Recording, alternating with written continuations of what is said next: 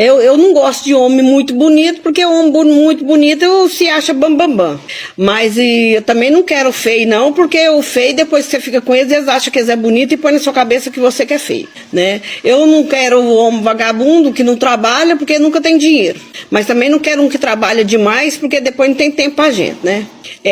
Eu não quero um rico demais, porque o rico demais acha que te compra com dinheiro.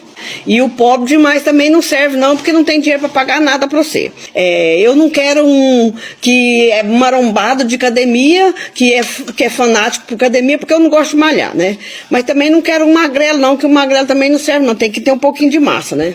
Eu não quero um também que não gosta de sair para lugar nenhum, né, que é caseirinho, só dentro de casa, também pra mim não serve.